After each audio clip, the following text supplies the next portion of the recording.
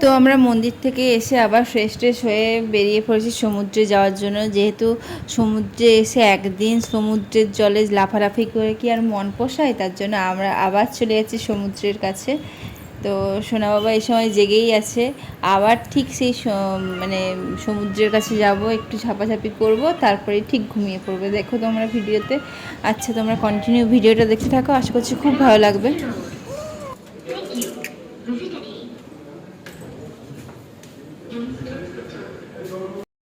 তো যতক্ষণকে তোমার দাদা ভাই হচ্ছে চাবি দিচ্ছে মানে রিসেপশানে, তখনকে আমি একটু দেখে নিচ্ছিলাম কেমন লাগছে আমাদেরকে, মানে আমাকে।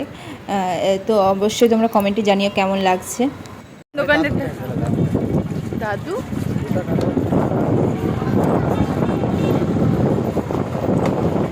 তো আমরা এখানে পুজো দিয়ে এসে যেহেতু সেরকমভাবে কিছু খাওয়া হয়নি, তার জন্য আমরা এখানে ডাব খাচ্ছিলাম, শ্বাস ডাব বলেছিলাম।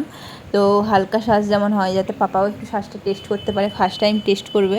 তো পাপাকেও ডাব খাইয়েছি অল্প করে, জানি না খাওয়ানো চলবে কি না। ওকে দাও, ওকে দাও।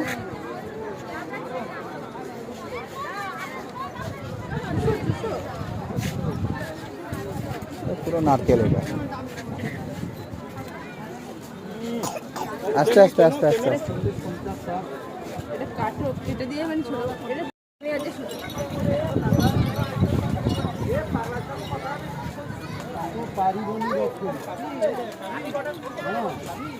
কালি কালি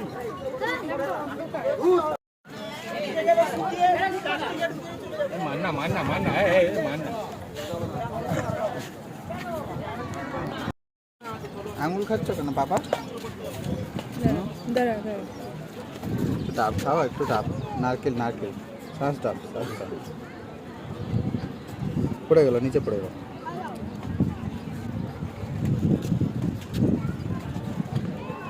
এটা দিল না, ওটা প্যান্ট দেখে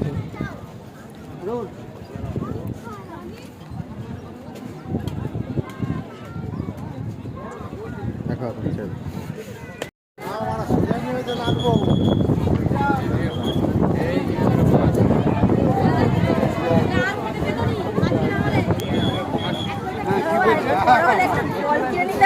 তারপর খেলতাম তিনজনে। হ্যাঁ, আরেকবার আসবো বাবাকে নিয়ে, একটু বড় একদম মজা খাওয়া।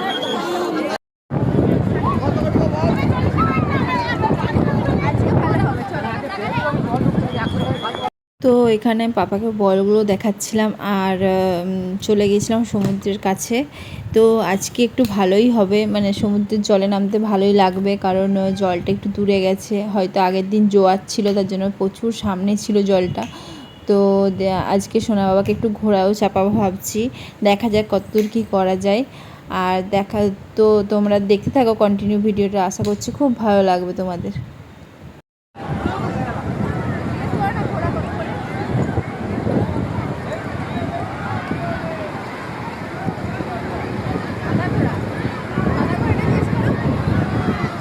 ওই ঘোড়া।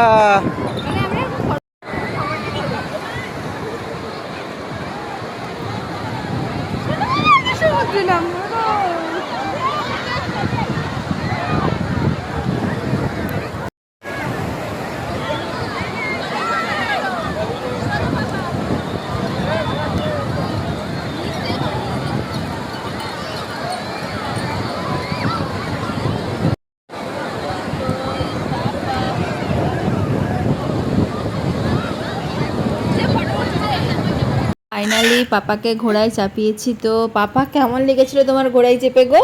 একটু বলে দাও তো মিমিদেরকে, মামাদেরকে, সবাইকে একটু বলে দাও তো।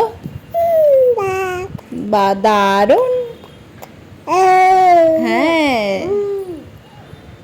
তুমি কি আর কিছু বলতে চাও ওদেরকে, বলো তো। হ্যাঁ, বলবে কিছু? না, আচ্ছা, বলতে হবে না।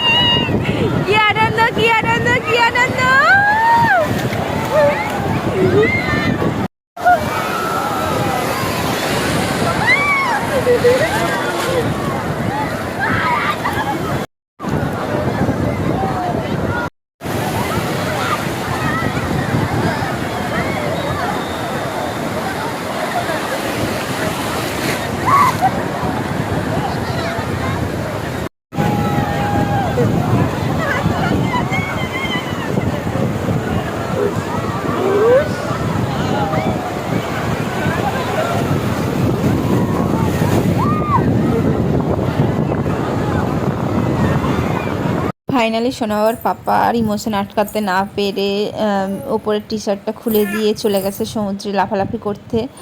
তো তোমরা কন্টিনিউ ভিডিওটা দেখো।